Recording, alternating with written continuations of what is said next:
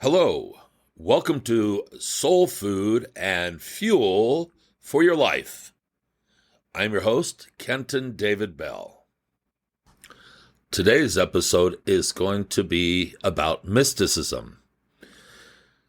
Now, mysticism is something that's been around for a long time. Probably all of you listening to this are familiar with the word, and probably each of you has slightly your own definition of what that is. Mysticism, to me, in a nutshell, is the direct experience of the divine, where you transcend duality into a non-duality state, and in that state, there's this direct experience of the divine and the wisdom that maybe you are in the process of distilling from life as well. One of my favorite quotes that I came up with some time ago is, you take knowledge plus life experience, distills down into wisdom. And what I'm saying there is that you have knowledge, you have an idea of something, right? And then you take that idea and you apply it through the living of your day-to-day life. And the results you get, whether they are what you set out to, what your intention was when you set out or not, is the wisdom. It's knowledge plus life experience equals wisdom, distills down into wisdom. Now, wisdom, I believe, lives in the more mystical state. It is a direct experience of life experiences plus something you thought to be true or maybe not true. But in that journey of the knowledge plus life experience, you distill it down into wisdom where you know something deep down on a very fundamental level. Okay, so mysticism is also the place where the magic of the divine lives. And yet it is, in certain ways, unknowable, meaning if you're having the experience of mysticism, if you're having a mystical experience, try to convey that to another person who's not having the experience you are. Chances are what will happen is they will agree to a certain extent. Oh, yes, that's wonderful. I get what you're sharing. But on a deeper level, they're not having the direct experience that you had. So they're kind of more in a mental state than a deeper connected to the divine and the all-knowingness that is the divine in that moment, you see. Now, it is in my opinion that as we've evolved as a culture, our biases have created a gap, in a sense, or created a misunderstanding of what mysticism is. For instance, you take the church, Catholic Church, Christianity as a whole, and in the early days of Christianity, it was very much a mystical school of thought. Christianity had much mysticism in it. As a matter of fact, there's much written about Christian mystics. Now, when the political forces that be at the different times throughout history got their hands on these religions, we're going to call them actual spiritual schools of thought that then became religions when they became politicized, and the powers that be wanted to take mysticism out of it because they couldn't control the mystical aspects of these belief systems. And at the time, it was about getting control over the people more than truly liberating them through the actual practice of these ancient Christian mystical practices, which go back to the Essenes and so on and so forth. And you can find this in most religions. So things such as reincarnation, other mystical practices were actually taken out of the Christianity's doctrines when it became politicized and became a religion in the church. They didn't want people thinking that, oh, you could, if you don't get it right this lifetime, you can maybe come back and, achieve enlightenment and God knowing, self-realization in the next lifetime, which gave the powers that be very little control over their subjects, which is what they were looking for, to lead through fear and intimidation. As a matter of fact, we see this a lot in today's Western Christian school of thought. As a matter of fact, we see it in our political system as well, where the truth is distorted, disregarded, for what looks like gaining of personal power. At the same time, the cost is giving up the true alignment to true power. In this case, true power is always, whenever I speak about true power, it is always, always, always about your own connection, alignment to your source, and your ability to consciously create your reality from that place. When a mystic is standing on the side of truth, generally, they're hit with opposition because of the shared collective consciousness that has an idea of what perhaps the mystic is talking about, but lacks the direct experience. For instance, when a mystic or someone is having a mystical experience, in those moments, reality is augmented often to reflect the experience that person, the mystic or the person having the mystical experience, is experiencing in that moment. My great-grandparents were Christian scientists, and there's a lot of stories in my family about miraculous healings and so on and so forth. But one of the main things was being able to see the true form of things. And in Christian Science, the basic fundamental premise is that we are all divine in nature, perfect in our existence, except for when we get out of alignment and we're not in harmony with that profound knowing of God's divine love, which is also based out of a mystical school of thinking. So in many ways, what I see is as a spiritual healer, as a life coach, as a facilitator, and somebody's helping people deliberately create their reality, I see mysticism as, in many ways, one of the most fundamental pieces of the deliberate manifestation creation process. When we're not in the mystic mind, we tend to be more in a very dualistic mindset, which tells us, oh, there's good and bad, right and wrong, up and down, so on and so forth. We're split in the middle there. And while there's nothing fundamentally wrong with that, that's just the nature of life here in many ways. When we move into a mystical experience or mystical mindset, we're actually able to transcend that state of the dualistic nature of man's dualistic mind. And in those moments of the transcending of that dualistic nature, we're open to many new possibilities that are not limited by the polarities at that given moment in that dualistic mindset, you see. We transcend those polarities, and those polarities are the limitation of any given mindset in what we're speaking about there. I think of Albert Einstein was probably more of a mystic than most people recognize.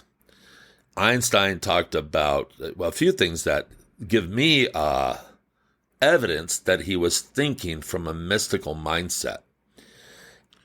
One of my favorite quotes by Einstein is, "Imagination is more important than knowledge in itself."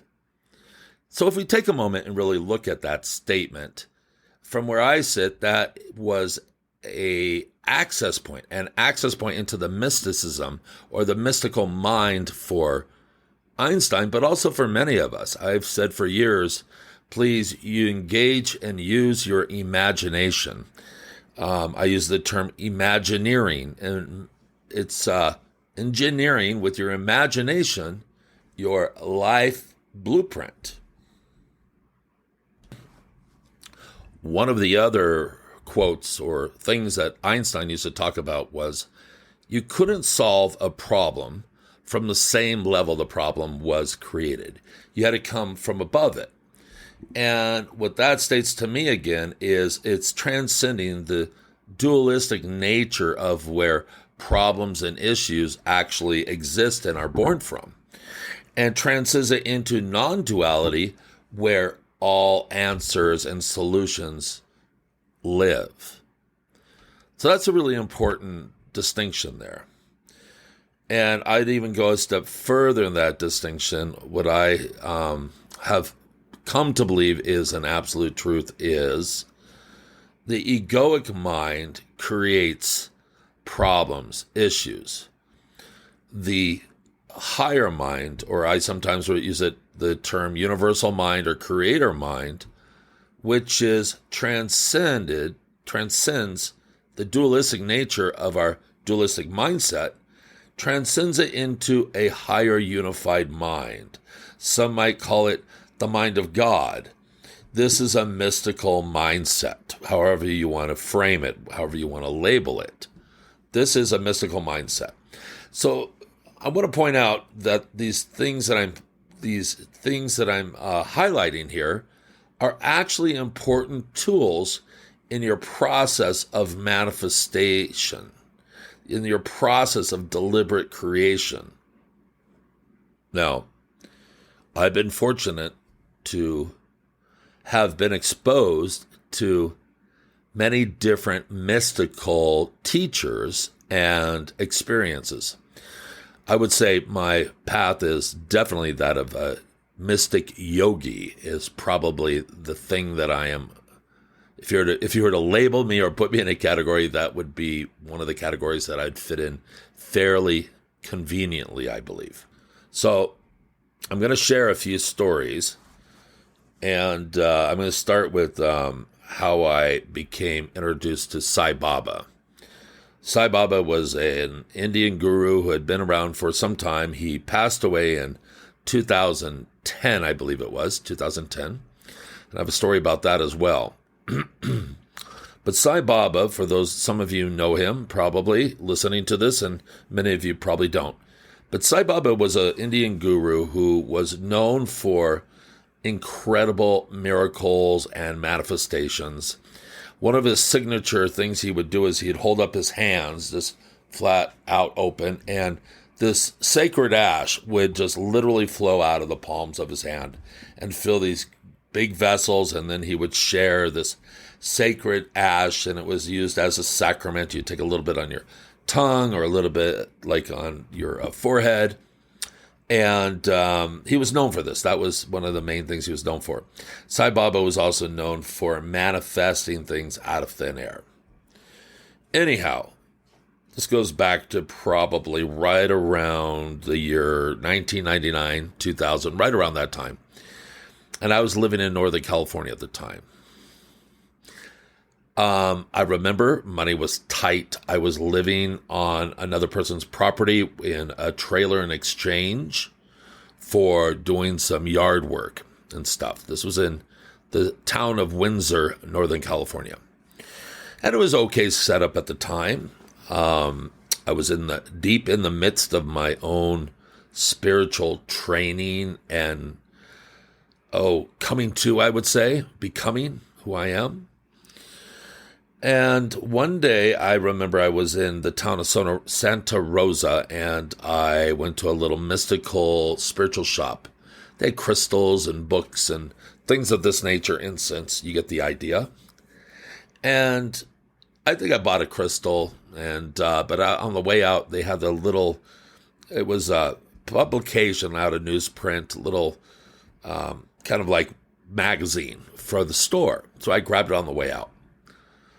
The next morning, I'm reading this thing, the little magazine, and I'm sitting there, and I read this little blurb about this guru who is supposedly a saint who manifests things out of thin air and so on and so forth. And I'm reading this little blurb in the magazine, and I think to myself, well, this sounds like a hoax. This doesn't seem real. No sooner does that thought go through my mind than right in front of me, this man that I see the picture of in the magazine is standing in astral form fully right in front of me. And I literally almost jumped out of my skin. And I go, okay, you're real, I get it. It was such a direct experience in that moment that I knew that my first hit on this gentleman, Sai Baba, the man with the afro and the orange robe, was not correct. I thought he was a fake. I thought this is a scam. The next thing I know, he's standing in front of me fully, almost as if the human was there himself. So he's coming through very strong, but in astral form. It was a direct experience. In that moment, there was no doubt of the truth of who Sai Baba was. I was having the direct experience. No matter what evidence somebody comes up with that tell me the contrary, I know deep inside what I know. Just like each and every one of you listening to this. When you truly, deeply, deeply know a deep truth or deep wisdom, you feel it deep, deep, deep in your heart. Deep in every cell in your body affirms that that is the truth. That is definitely a form of mysticism for me. Now, these mystical experiences, I'm going to go on a little bit here. And I'm going to use Sai Baba because this is a great example. I could actually talk about Sai Baba probably for the next 4 or 5 hours straight without repeating myself. And so many miraculous, mystical stories and experiences I've had with Sai Baba's energies or those who I've met who've told me and shared them with me. So Sai Baba was known for materializing things out of thin air, most notably the vibhuti, which he'd give away and, just to all of the devotees. That day that I was reading about him and he appeared right before me, I went back to the shop like an hour later, got dressed and drove back into Santa Rosa and picked up a few books on Sai Baba. Thought I'd start reading. I started feeling myself devoting a devotion towards Sai Baba, which many devotees do to their teachers and gurus. So I was going through this process that would last it's still going on. Even though Sai Baba passed 12 years ago or so, I still feel very connected to his presence and energy. And I feel his help still all the time. So flash forward a few years, and I find myself for the first time living in Sedona, Arizona. I had just arrived to Sedona. I had been living in Hawaii previous to that. And only in Hawaii for about a year after Northern California. Then came to Sedona. Very shortly after arriving in Sedona, there was a sacred geometry conference on the horizon. And a person that I ran into said, "Hey, Kenton, you should maybe get a booth there and you can, hawk your sessions and introduce yourself to people and probably get some new clients and get to know people." And one of the speakers there was Drumvalo Melchizedek, who previously in my awakening process had a profound effect on me. And he also, there's mysticism there, but in a different form. So anyhow, I'm at this conference. I can't remember how long. It was like 4 or 5 days long. It was not just like 2 days, but it was a number of days. And during that, the beginning of the conference, I was reading one of the Sai Baba books that I love and cherish. And every evening as I'd fall asleep, I would read some from the book. And this one night, as I was falling asleep, I prayed to Sai Baba to have the experience of the vibhuti, the sacred ash, come to me. And I've heard many stories that those who were devoted to Sai Baba, for instance, if they had a picture in their house, no matter where they lived in the world, you understand, he had literally hundreds of millions of followers, they believe, hundreds of millions. But wherever you lived in the world, if you're a true devotee, it was not unusual for if you had a picture frame with Sai Baba, for the frame between the glass and the picture to begin to fill up with this sacred ash. Yeah. So here I am going to this conference. I'd been one day already. It's the second. So it's the first night of the conference. I'm at home reading the book, and I pray to Sai Baba for some vibhuti. The next morning, get up, go to the conference. A lot of people there. I'm meeting lots of people. It's a lot of fun, doing some sessions. I had no idea, but some of the people I was meeting then during the conference were going to have a huge effect on my life going forward. There was one person, Sharon, who I met, was my partner. After that, we became partners for 7 years. We were romantically involved for 7 years. A few of the other people, clients from there, many other clients have come from, some I still work with. So it was a very powerful conference for me. So anyhow, I'm going, second day of the conference, going through, I was invited up to this party at one of the participants' suites at the Hilton Hotel here in Sedona. And I went up in, I was hanging out with this gentleman who was from New York, a chiropractor, Dr. Stephen Angel. I'll never forget him. We had an incredible evening. And he started talking about Sai Baba. And we're at the party, and he reaches into his pocket and pulls out this thing and opens it up and says, "Oh, would you like some vibhuti?" And I, in the moment, am totally missing what is happening here. There's a lot of people around, and I just kind of nonchalantly said, no, thank you. Anyhow, afterwards, Stephen Angel and I sat in my truck, I remember, talking for a number of hours. He was telling me about some of his experiences with Sai Baba. And I won't go into those now, but let's just say, they're powerful things of manifestation. So I drop him off. It's pretty late. It's probably 10, 11 at night now. And I had to drive back to my place in Cottonwood. And halfway back, I go, oh my God, the realization. I forgot that I had asked for the vibhuti the night before. And so when it was presented to me, I was just kind of like glazed over. I didn't get it. I was saying no to the thing that I had actually asked for. So I go home, and I'm just kind of beside myself, like, oh my God, Kenton, how could you be so asleep?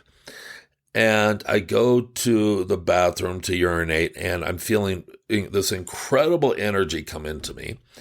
Now, this is kind of a bit of a graphic story, but this is what happened. And I'll say I was completely sober and not affected by any substances. That's important for what I'm about to say. And I started urinating into the toilet, standing there, and all of a sudden, as my urine hit the water in the toilet, it changed every bright color you can imagine. Yellow, pink, blue, purple. Simultaneously, I could feel this energy flooding through my system. That was just the most incredible sense of love and ecstasy that you could imagine. And I knew then, in that moment, it was Sai Baba. And in a sense, it was Sai Baba answering my plea for, please, please, please give me one more chance. Okay, I go to sleep, wake up the next morning, go back to the conference.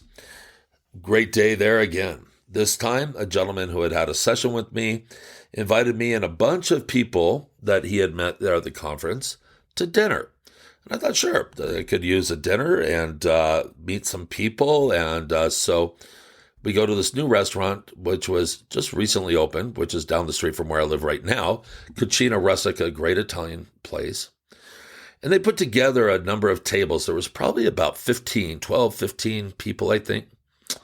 And I didn't know a soul there, really. Anybody I knew there, I just met in the last few days. So I sat down, and there's some of the presenters, some of the people that were selling different products there. And I sat down next to a woman to the left of me who I'd never seen or met before. And we just started laughing. I can't remember everything we were talking about now, but we were just laughing, having a great time, feeling really good. And we were feeling so good, the people at the table thought we were drunk, and they were actually getting upset with us. Kind of like this holier than thou. How could you be drunk sitting at this table with all these spiritual people? It was kind of funny. And the more that we got the vibe, the more it made us laugh. So we needless to say, it just made us laugh more. We kept insisting we had a drop of alcohol, which we hadn't, or anything else, but they didn't believe us. It was quite humorous for us. And about probably 15, 20 minutes of sitting down, the woman, I for the life of me, I can't remember her name now. She was originally from Luxembourg. Turned to me and says, "Oh, I have something for you from Sai Baba." And this time I was wide awake and listening. And I said, "Yes, you do." And she presented me with a small baggie of vibhuti, sacred ash. It looks like the kind of ash that comes out of the bottom of your fireplace. And anyhow, she gave me the ash, and then she told me how she came about it.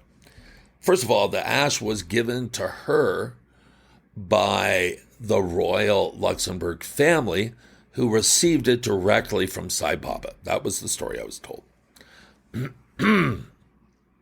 Now, this woman, and this woman's story, I think, is incredible.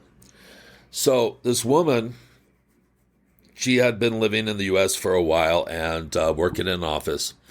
One day, some of the people in the office, the managers, said, "Hey, we've been over to India. We have this film about this saint in India that does all these incredible things, manifests and brings people back to life." There are stories about Sai Baba bringing a few dead people back to life. "And we're going to show it at our house tonight, and we'd like you to come over." She says, "Oh, I'm not really interested in that stuff, blah, blah, blah." And anyhow, she was convinced to go. So they're in somebody's living room and set up with an old projector and a screen on the wall, about to show this film of Sai Baba. So they go to turn off the lights, start the reel, and she feels this stuff falling on her, and she just assumes it's the popcorn ceiling, that white popcorn. And she says, wait a second, there's something falling on me. They turn off the film, turn on the light, and it's like kind of ash or white stuff on her shoulders, and that's it. And they can't figure it out. Turn off the light, start the film again. A few minutes into it, same thing happens. She said, turn on the light. This time, the ash is coming out of her fingertips. And instantly, the hosts who are showing the film know that this is a blessing from Sai Baba, and they tell her. And she now is convinced that this guru is the real deal, of course. And so she goes to India and ends up spending a few years living very close, in the ashram with Sai Baba and traveling with them. And the stories, I'm not going to go into them, but let me just say the story I just told you is probably about the least interesting of all of them. Most of them you probably wouldn't even believe, but knowing Sai Baba's energy and my own experiences, I know it's true. So these are great examples of mystical experiences. They're direct experiences that somebody has, and if you're not having it, it sounds almost like the person's crazy. But I'll tell you, these are true direct experiences that literally start to manifest into reality. Now, the nature of reality is not what you think it is. There's much more to it. In today's age, with our pop spiritual smorgasbord out there, there's so many different beliefs, so many different schools of thought about religion, spirituality that we could, subscribe to, that many of them I find are a little anemic. They don't go deep enough. They don't have that mystical aspect to them. It's more of a mentalized concept of things rather than the true nature of things. So that's one of the distinctions between mysticism, what is mystical and what is not. Mysticism has that unknown, harmonious aspect in it. What I mean by that is it's a place of, in a sense, of pure cosmic love, where the divine orders things in a harmonized way, and we feel it when we're there. We all know that sense. We have all probably had those experiences. So the mysticism, the access to mysticism, gives us something that we need in order to fulfill on our life's purpose, on our life's destiny, I believe. Or else we become a little rigid. We become just our thoughts. We become anemic in many ways. In the way we move through the world, we begin to develop certain judgments as opposed to discernments. We get strong, polarizing ideas that when we become stuck in that reality. Mysticism is the key that unlocks that stuckness, unlocks the prejudice, unlocks our biased, egoic nature to feed us the truth.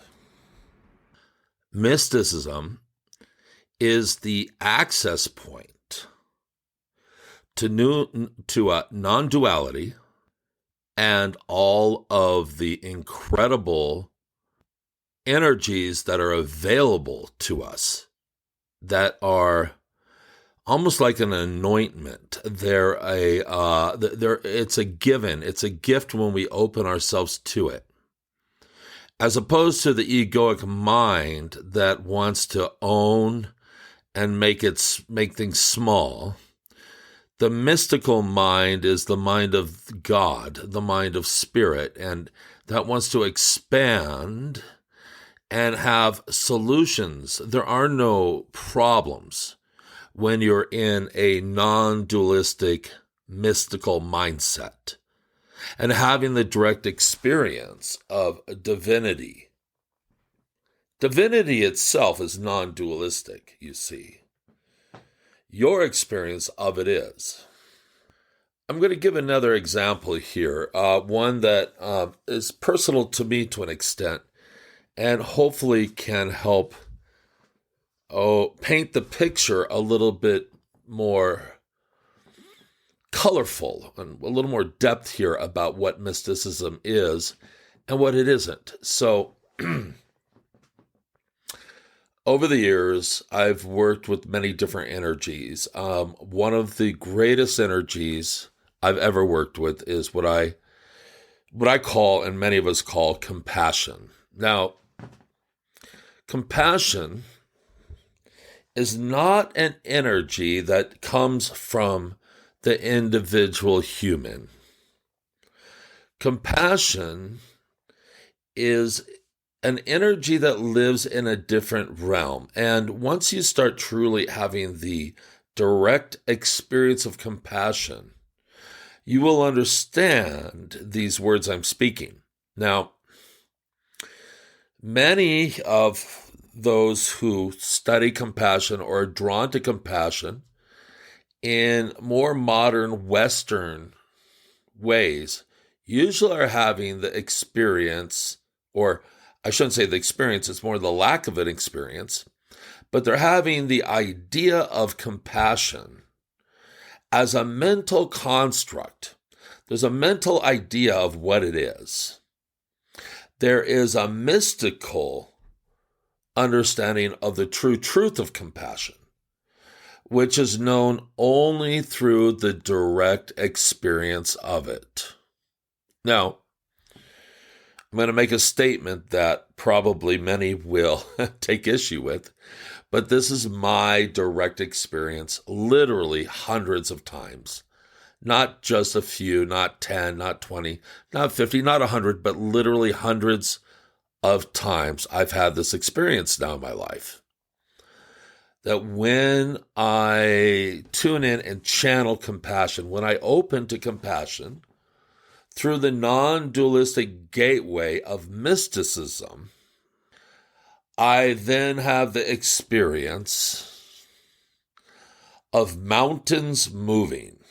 Now, what I mean by that is when I'm in the divine grace of compassion flowing through me, my trajectory in life, my pathway in life becomes completely unobstructed. And I mean this literally as well as metaphorically. Some of you have heard me talk about using compassion to break up traffic on the freeway. Now, it might sound crazy, but it's true. I've used compassion, the energy of compassion, to literally part traffic, to make traffic disappear within moments on busy freeways in our modern non-mystical existence, is how I would want to state that. So the distinction I'm making here is the direct experience of compassion, which becomes an incredibly powerful force for good, for bringing things into harmony, for creating harmony where there was disharmony, creating smoothness and clarity where there was conflict and cloudiness, confusion. So compassion is accessed through the mystical mind, the mystical gateway that is actually available to everyone. Now, some of us, like myself, I believe I came into this lifetime already labeled as a mystic. We'll say I've already graduated from some level of mystical school and studies in past lives. It is just very, very natural to me to be in the state of what many would call a mystical experience. Now, we say, okay, that's a mystical experience, right? True. Now, what separates that from the other experiences or the lack of that experience that the majority of the masses are having in what we call kind of day-to-day 3D reality? Well, the difference is that the mystic has access to different dimensions of existence that he and all of us exist in simultaneously. But the mystic is able to see these at least to a greater extent than the normal layperson who has not practiced mysticism. So it gives one the ability to see not just into the unknown, but more accurately, being able to see into the way nature truly is. The way nature truly is. For an example, I myself am still amazed by the idea of flight, the airplanes, jet planes flying in the air. I was raised, my father was a commercial airline captain. I was around airplanes since day one. I understand the concept and the theories behind flight itself. But still, when I think about it, it seems almost like magic. Still does. And I like that idea that it still feels like magic to a point. Now, you take an engineer, an aerospace engineer who designs airplanes and rockets for a living, and to them, it doesn't seem magical at all. They understand all the little pieces, the mechanics of it, and to them, it just seems very normal. In many ways, this is kind of represents the difference between the mystic and the non-mystic. So really the mystic, while mysticism sounds like and is often defined by that which can't be explained, one of the definitions for the mystic is also one who understands the nature of God, one who has the direct experience of the nature of God, you see. So in many ways, the mystic is also a master, mastering life's energies, the true energies of life. I often see the work I do with my clients that mysticism plays a big part in it. We kind of move towards a particular goal, whether it's a health or healing or wholeness or manifestation. I use mysticism a lot in manifestation, as well as using mysticism and mystical practices in the art of deliberate creation and manifestation.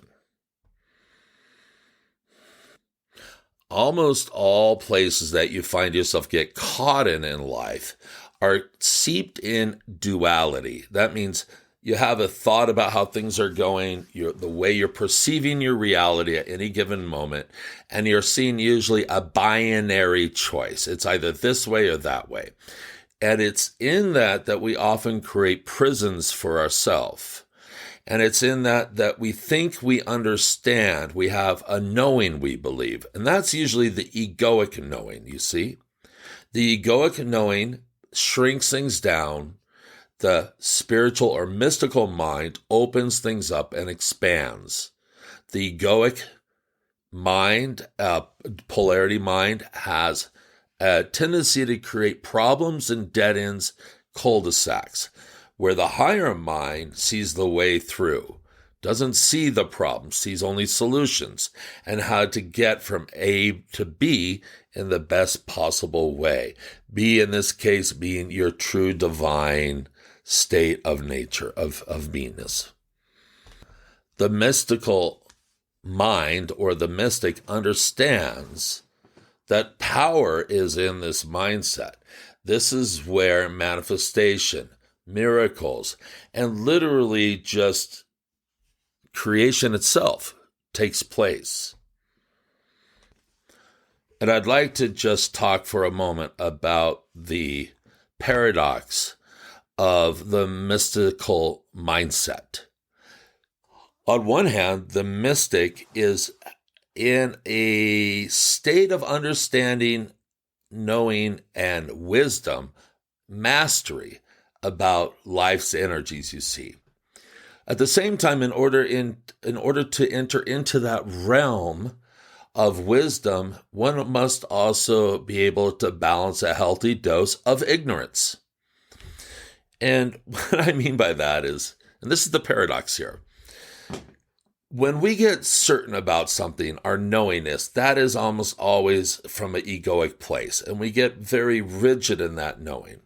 The moment that we're certain that we know something, we have limited our experience. We've limited our experience. Now, at the same time, that's also how we define ourselves. So there's a point where knowing versus ignorance, the mystic understands that ignorance, to an extent, is limitless. It's boundless. Knowing is very limited. At the same time, complete ignorance is not helpful in a dualistic world that we live in, because you must have some knowing in the egoic level to move through this world. So we're not bashing ego here. We're not even bashing the way ego talks. We're just pointing out very matter of fact how these things work. Often it is by standing in a non-rigid, non-judgmental state of ignorance that one can begin to receive something new that can transcend them and their situation from where they were to where they need to go. I kind of sometimes think of it as the way locks work. You know, boats move through locks, and when they're moving inland and the lock fills up, lifts it with water, and then they're on their way again to create the bridge between the discrepancies of elevation. In my mind, the mysticism works very similar. It transports the individual and their consciousness into an elevated state that allows them to continue their journey without impediments. Now, I think that sounded pretty clear. More to come on that. I would say probably the main reason that people come to me for healing and coaching is probably the number one is the mystical component that is in there, that's in me, that allows me to break where they're stuck, allows me to break up their thinking, the energies that have them stuck in a dead end or cul-de-sac. The use of mysticism to create our reality is very powerful. As a matter of fact, the mysticism we can use to break up often what is, to clear the space, to create new space for new manifestations to come in. Now, when you think about it, we're truly manifesting all the time, from every nanosecond to the next moment, to the next hour, to the next day, to the next year, so on. This is always going on. We're always creating. Often we're creating the same thing over and over again, or variations of it, you might say. And whether we like it or not, we become addicted to that. We become addicted in our thinking to the way we believe things are. Now, that right there gets in so many people's way, and myself too. But when we move into a mystical mindset, we become less adhered to these thoughts and these beliefs that allow us to move into new, more expansive states that allow us to redefine ourselves in ways that serve, ways that evolve us, as opposed to keeping us stuck. When I look at my own journey, my own spiritual journey, and the energies that have influenced me over time, I would say it's the mystics, the teachers with the mysticism in them, that have had the most profound effect on me. Carolyn Mace has been one. She talks about mysticism quite a bit, and she's had a terribly profound effect on my awakening and my spiritual path. I would say Alan Cohen teaches a Course in Miracles, and his own work, but a lot of it's based in the foundation of the Course material. A lot of mysticism in that too. Sai Baba, of course, huge mystic, literally materializing things out of thin air. That's the mystical mindset that understands the nature of things. So when we are able to manifest whatever we need out of thin air, well, I guess we could call ourselves a mystic. We can call ourselves a mystic anytime we get out of that headspace of dualistic thinking into a non-dualistic mindset where possibilities and potentials are endless and boundless. When we get into the knowing, we limit ourselves. When we live in wisdom, that is living in the mystical mindset. My belief is we need the mystical mindset now more than ever. It is what is being called for. You see the polarities in our government and our political system. Most of this could be, if not all of it, wiped out, the contrast, the conflict, within moments if there was just a particular tipping point number of people embracing the mysticism. Notice how both sides get, or one side maybe a little bit more than the other, gets very righteous in being right, even though the truth is way, way off. This is where we get stuck in the knowing and avoiding the more expansive state of creator mind, the mystical mind, allowing mysticism to be here, to be our friend, to be a tool. Think of mysticism as, in a sense, a grease that helps grease the wheels of life and one's trajectory on their path of their soul's destiny as well. There is nothing that is not available to us within the mind of the mystic, within the realm of the mystical. This is where the divine resides. This is where the magic lives. And this is where deep, profound agape love will surround you, engulf you, and run through every cell of your body and bring you closer to the divine than you've ever known before. This is the life of the mystic. This is the draw of the mystic. I invite you to delve into yourself, into your heart, to discover your own mystic within. Thank you for joining me for this podcast episode of The Mystic and Mysticism.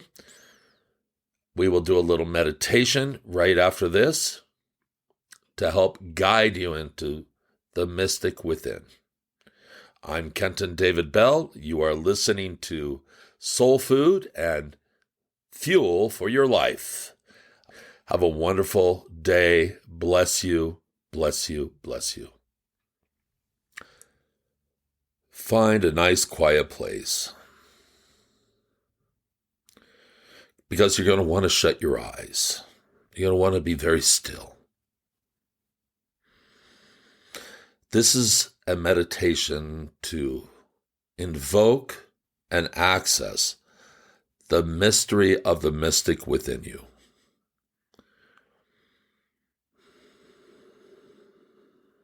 Close your eyes, preferably in a straight back chair with your feet on the ground. However, you can be laying down, You could be walking, you could be jogging. Please do not be driving. Close your eyes. And as you close your eyes, notice that the point of attention is right behind your eyeballs. Take this point of attention and drop it into your heart space. Just through intention. Just listen to the words. Don't let the ego grab a hold of you here. I close my eyes. I drop my point of attention with intention into my heart space.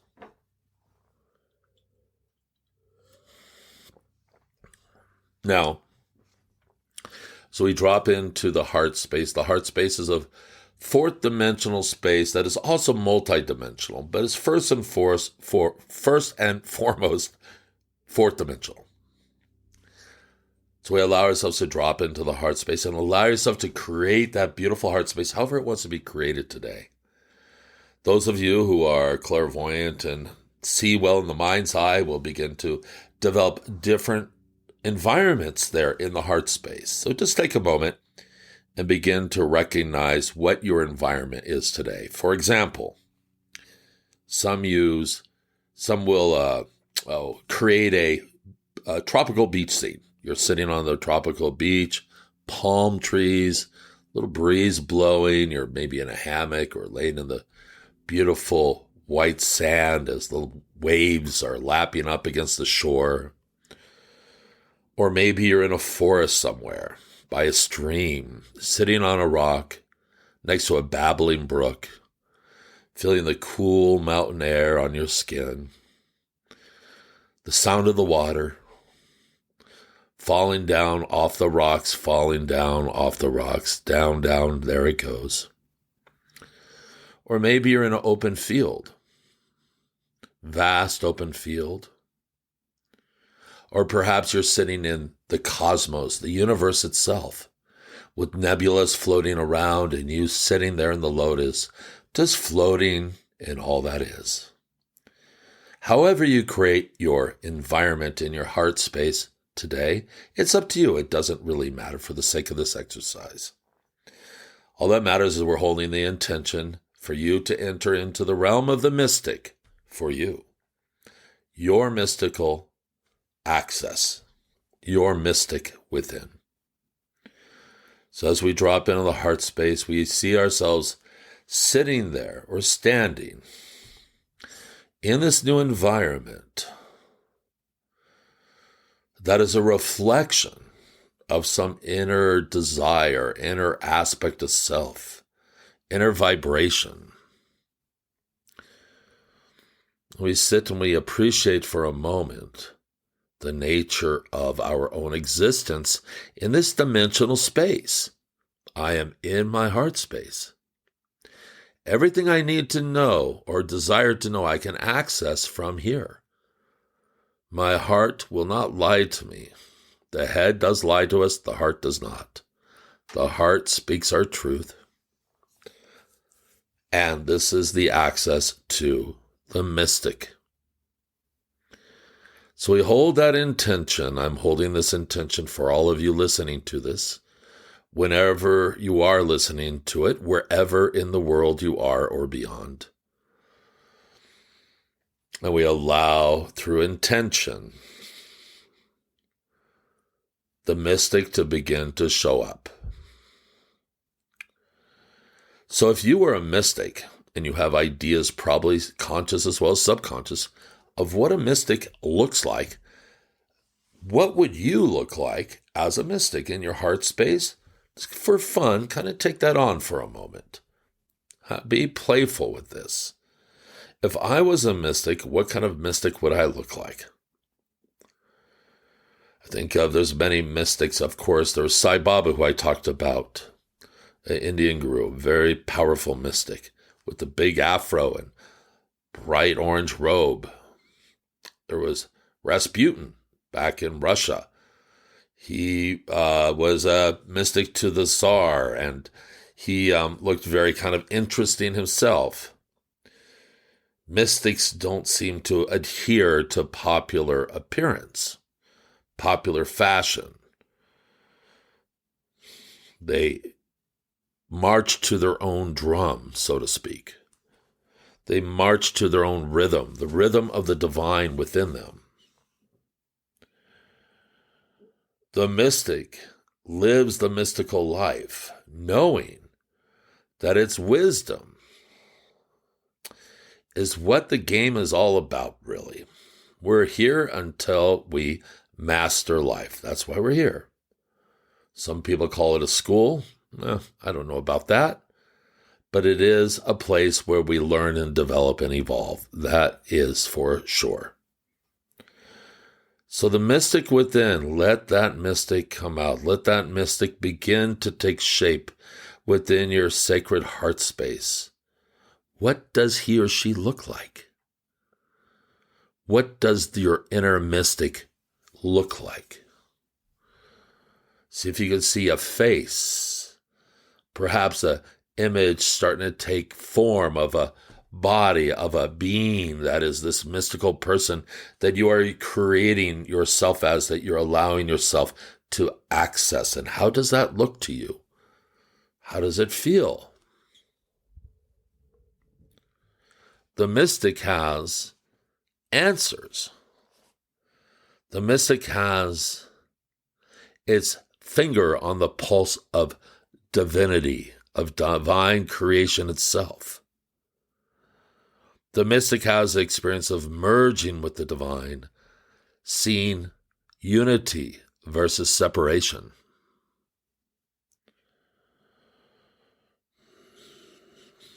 How is your mystic showing up for you? Look for the little details. Look for the feelings that are in there. Does your mystic have access, for instance, to the energies of grace? Just ask. See what comes up. There's no right or wrong. We're learning. We're discovering. Does your mystic have access to compassion? Ooh, that's a beautiful one. Compassion. And if not, why not? Can you learn to open to true compassion? Not just the idea of it, but the true energy that literally moves mountains.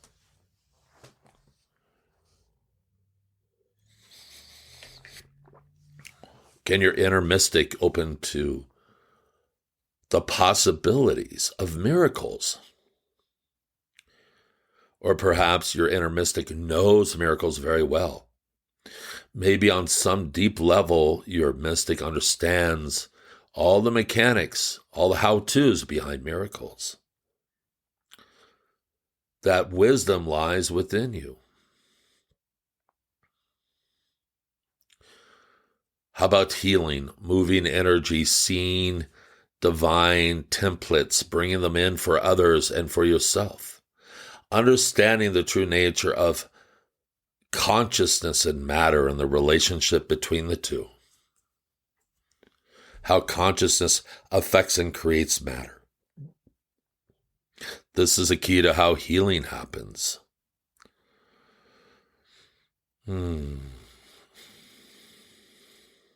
Allowing the mystic to come forward, allowing the mystic to share its divine cosmic connection with you.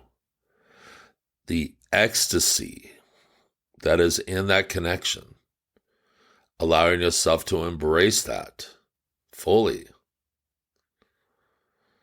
Allowing yourself to embrace who you truly are, your divine self, your ability to deliberately create and manifest your reality.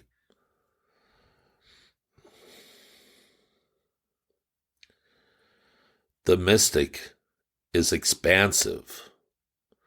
The mystic has a vault full of solutions for every problem that you might encounter throughout your whole life path. It's just the way it is. The mystic within has the key to unlock all solutions to every obstacle and problem and health concern you come across. The mystic understands the soul thumbprint, fingerprint. The mystic can help you sort through what is egoic, what is spiritual. The mystic can begin to point you in ways that what is truly good for you versus what you believe is good for you. Usually a huge gap between the two, I find. The mystic is forgiving. The mystic is loving. The mystic is creation.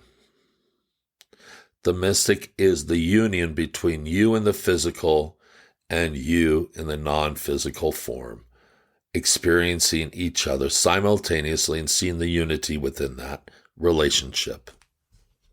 That eternal aspect of self that never was born and never will die is the mystic within. The mystic who understands the true nature of time. Time flows through us. It's not outside of us. Space. Time and space, the time-space envelope that we have these human experiences in. The mystic understands those physics.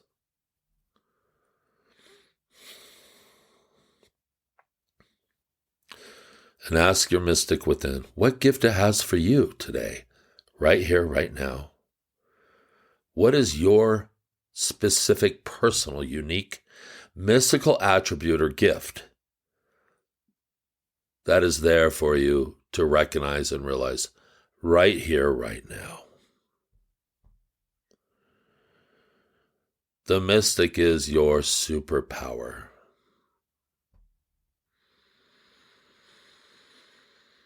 And just sit with this for as long as you wish, allowing the mystic to come forward, allowing the mystic to become more prominent.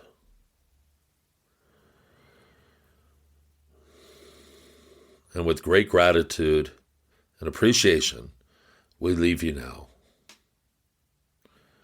And I love you all, and there's nothing you can do about it. Go forth, manifest your heart's desire, and have fun doing it. Amen.